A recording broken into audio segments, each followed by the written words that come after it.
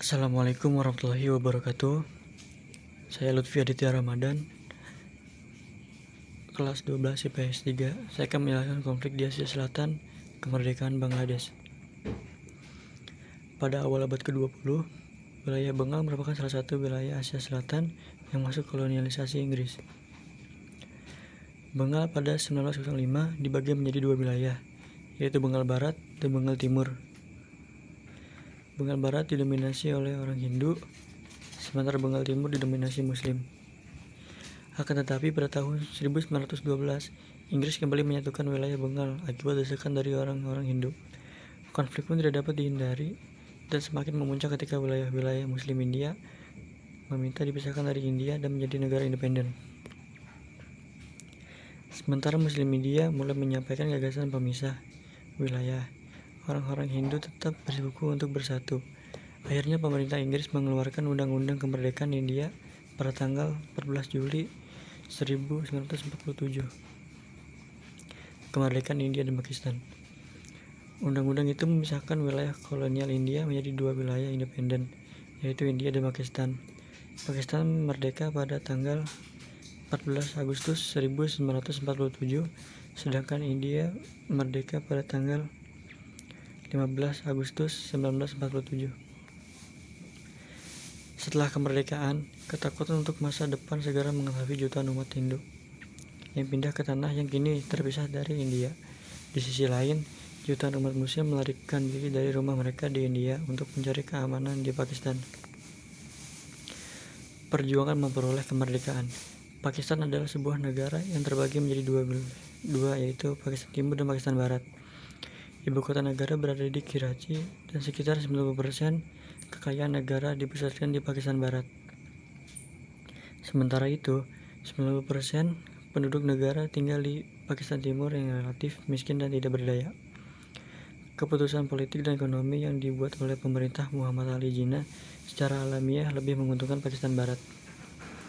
Di antara keduanya juga terdapat perbedaan kebudayaan. Salah satu perbedaan paling menonjol adalah bahasa yang digunakan masing-masing wilayah. Bahasa Urdu disarankan Pakistan untuk dijadikan bahasa nasional dan bahasa Bengali yang merupakan bahasa dominan Pakistan Timur menjadi bahasa kedua. Permasalahan muncul ketika kebanyakan orang Pakistan Timur tidak mengerti bahasa Urdu. Mereka sangat marah atas keputusan pemerintah untuk menjadikan bahasa Urdu sebagai bahasa resmi negara tersebut. Pada tahun 1952, demonstrasi mahasiswa Pakistan Timur berakhir dengan kekerasan saat polisi membunuh dua pengunjuk rasa. 2 tahun kemudian, Pakistan Timur berhasil menekan pemerintah Karachi untuk mengakui bahasa Bengali dan bahasa Urdu sebagai bahasa resmi negara. Isu baru semakin memanas setelah bantuan luar negeri yang dikirim ke negara itu kebanyakan diberi ke Pakistan Barat. Presiden Muhammad Ayub Khan dari Pakistan meresponnya dengan mendorong negara tersebut ke arah yang berlawanan menuju integrasi Pakistan Timur dan Barat. Mujib atau pemimpin Liga Awami ditangkap oleh pemerintah pada tahun 1968. Akibatnya kekerasan, pemogokan, dan demonstrasi berlanjut. Pada 1969, Ayub mengundurkan diri dan Jenderal Aga Muhammad Yahya Khan mengambil alih kendali pemerintah Pakistan. Peristiwa berubah tak terduga pada tanggal 12 November 1970 ketika sebuah topan yang menghancurkan Pakistan Timur. 2 hari setelah topan tersebut, Jenderal Yahya datang dari Karachi untuk melihat situasinya.